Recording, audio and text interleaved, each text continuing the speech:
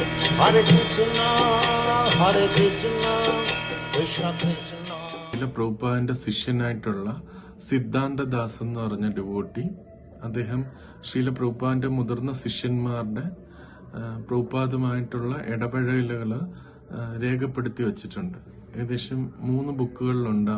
അതിന് memories of Srila Prabhupada എന്നാണ് പറയുന്നത്. അപ്പൊ അതില് ഈ ആചാര്യനുമായിട്ട് ഇടപഴകിയ ശിഷ്യന്മാരുടെ സാക്ഷാത്കാരങ്ങളാണ് എഴുതി വച്ചിരിക്കുന്നത്. അങ്ങനെ ഒരു ശിഷ്യനാണ് ഗൗരിദാസ് പണ്ഡിറ്റ് എന്ന് പറഞ്ഞ ശിഷ്യൻ. അപ്പൊ അദ്ദേഹം പറഞ്ഞൊരു കാര്യമാണ്, ഇപ്പൊ ഒരു വേളയില് ശ്രീല പ്രഭുപാദ് ഗുരുകുലത്തിൽ ഇരിക്കാം, വൃന്ദാവനത്തിൽ ഗുരുകുലം ഉണ്ടായിരുന്നു. അപ്പൊ ഗുരുകുലത്തിൽ ഇരിക്കുന്ന സമയത്ത് ശ്രീല പ്രഭുപാദ് 1977 പ്രഭുപാദ് ഈ ഭൂമി വിട്ടു പോയത്, സമാധിയായത്. അപ്പൊ ആ സമയത്ത് പ്രഭുപാദിന്റെ ആരോഗ്യനില വളരെ കുറഞ്ഞിരിക്കുന്ന ഒരു സമയമാണ്.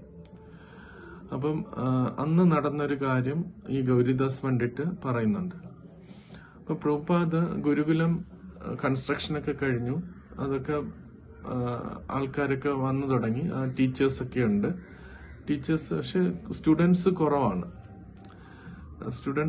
ടീച്ചേഴ്സിനൊക്കെ എല്ലാ ഫെസിലിറ്റിയും അവിടെ ഉണ്ട്. അപ്പം പ്രഭുപാദിനെ ഒരു റോക്കിംഗ് ചെയറിൽ 4 ഡിവോട്ടീസ് ചേർന്ന് പിടിച്ച് ആ ഗുരുകുലം കാണാനായിട്ട് കൊണ്ടുപോയി. പ്രഭുപാദ് പോകുന്ന വഴിക്ക് അക്കമ്പനി ചെയ്ത് ഒരുപാട് ശിഷ്യന്മാരും ഉണ്ടായിരുന്നു. അപ്പൊ ശിഷ്യന്മാര് കണ്ടിട്ട് ഓരോ സ്ഥലത്ത് കാണുമ്പോൾ പ്രഭുപാദ് ഇതാണ് എൻ്റെ ഓഫീസ്, പ്രഭുപാദ് ഇതാണ് എൻ്റെ റൂം, ഇവിടെയാണ് നമ്മൾ കോൺഫറൻസ് കൂടുന്നത്, നമ്മൾ ഒരുമിക്കുന്നത്, ഇങ്ങനെ ഓരോരോ കാര്യങ്ങൾ പറഞ്ഞു.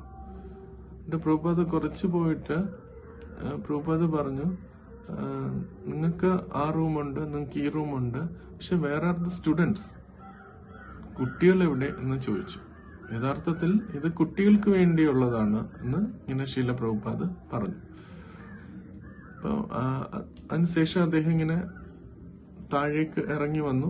പിന്നെ ടെമ്പിളിലേക്ക് തിരിച്ചു കയറി വരുന്ന സമയത്ത് പ്രഭുപാദിനെ കാണുമ്പം ശിഷ്യന്മാരൊക്കെ തങ്ങളുടെ ഗുരുവിനെ കാണുമ്പം ആ സന്തോഷത്തില് ജയ് ശീല പ്രഭുപാദ് എന്ന് പറയായിരുന്നു. പ്രഭുപാദ് അത് ഓവർഹിയർ ചെയ്തു ഇങ്ങനെ പോകുന്നത്. അപ്പം ശിഷ്യന്മാരോട് ചോദിച്ചു, എന്താ ഇവര് പറയുന്നതെന്ന് ചോദിച്ചു. പിന്നെ ശീല പ്രഭുപാദിനോട് അവര് പറഞ്ഞു, ജയ് ശീല പ്രഭുപാദ് എന്നാണ് പറയുന്നത്, ശ്രീല പ്രഭുപാദ് ജയിക്കട്ടെ എന്നാണ് പറയുന്നതെന്ന് പറഞ്ഞു. പിന്നെ പ്രഭുപാദ് അവിടെ പറഞ്ഞു, I don't like to hear that, എനിക്കത് അത്രയും കേൾക്കാൻ താല്പര്യമില്ല. അവര് ഹരേ കൃഷ്ണ, അവര് ഹരേ കൃഷ്ണ ജപിക്കട്ടെ എന്ന് പ്രഭുപാദ് പറഞ്ഞു. അപ്പൊ ഈ 2 പോയിന്റുകൾ അടുപ്പിച്ചടുപ്പിച്ച് ഒരു ദിവസം നടന്ന കാര്യം ഗൗരിദാസ് പണ്ഡിറ്റ് എന്ന് പറഞ്ഞ പ്രഭുപാദിന്റെ ശിഷ്യൻ എക്സ്പ്ലെയിൻ ചെയ്യാണ്. അപ്പൊ അതില് അദ്ദേഹം പറയുന്ന ഒരു പോയിന്റ് എന്ന് പറഞ്ഞാല്, നമ്മളൊരു ആത്മീയ പ്രസ്ഥാനത്തിലാണെങ്കിൽ പോലും ഞാൻ ഉടമസ്ഥനാണ് എന്നുള്ള ഭാവം ഒരിക്കലും പാടില്ല എന്നുള്ളത് പ്രഭുപാദ് അവിടെ കാണിച്ചു തന്നു എന്നാണ്. ആ ഗുരുകുലത്തിലൂടെ പോയപ്പം ഇതെന്റെ മുറിയാണ്, ഇത് അവരുടെ മുറിയാണ്, ആ ഒരു ഉടമസ്ഥ ഭാവം യഥാർത്ഥത്തിൽ ഈ ഒരു ഗുരുകുലം കൂടി നമ്മൾ മരണസമയത്ത് നമുക്ക് കൊണ്ടുപോകാൻ പറ്റില്ല. ആത്മീയ തലത്തിലാണെങ്കിൽ പോലും ആ ഉടമസ്ഥ ഭാവം നമ്മൾ ഒഴിവാക്കണം എന്ന് പറഞ്ഞു.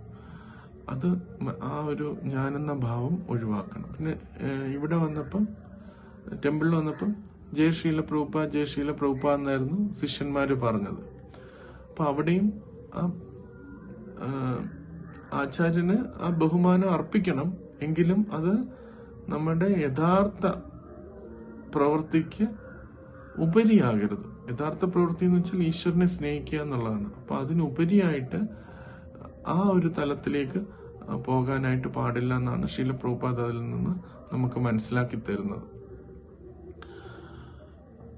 അവിടെയും ഇത് ഒരാചാര്യനൊരിക്കലും ഈ പ്രസ്ഥാനം എന്റേത് എന്ന് ചിന്തിക്കുന്നില്ല, ഇത് ഈശ്വരന്റെ പ്രസ്ഥാനമായിട്ടാണ് അദ്ദേഹം ചിന്തിക്കുന്നത്. അപ്പം നമ്മൾ നാമം ജപിക്കുക തന്നെ വേണം, ആചാര്യനെ ഗ്ലോറിഫൈ ചെയ്യണം. പക്ഷെ ആചാര്യനെ ഗ്ലോറിഫൈ ചെയ്യുന്ന മാത്രമായാല് നമ്മൾ ഇൻഡയറക്ട്ലി പറയാണ് ഇത് ആചാര്യന്റെ പ്രസ്ഥാനമാണ് എന്ന് പറയാൻ. അപ്പം ആ ഒരു രീതിയിലും നമ്മൾ അത് കുറച്ച് സൂക്ഷ്മമായിട്ടുള്ള ഒരു കാര്യമാണ്, എങ്കിലും നമ്മളിത് ശ്രദ്ധിക്കേണ്ടതാണ് എന്നാണ് ശ്രീല പ്രഭുപാദിന്റെ ഉദാഹരണത്തിലൂടെ നമുക്ക് മനസ്സിലാക്കാൻ പറ്റുക. നമ്മൾ ആ ഉടമസ്ഥ ഭാവം ഉപേക്ഷിക്കണം. നമ്മൾ യഥാർത്ഥത്തിൽ ഉടമസ്ഥനാണെങ്കിൽ ഈ ശരീരം കഴിയുമ്പോഴും നമ്മളത് കൊണ്ടുപോകണം, പക്ഷെ അത് നമുക്ക് സാധിക്കുന്നില്ല. അപ്പൊ ആ ഒരു കാര്യം നമുക്ക് ബോധ്യം തരാൻ വേണ്ടിയാണ് ഈ 2 നിർദ്ദേശങ്ങൾ പ്രഭുപാദ് നൽകിയെന്നാണ് ഗൗരിദാസ് പണ്ഡിറ്റ് പ്രഭു അതിനകത്ത് പറയുന്നത്. ഹരേ കൃഷ്ണ.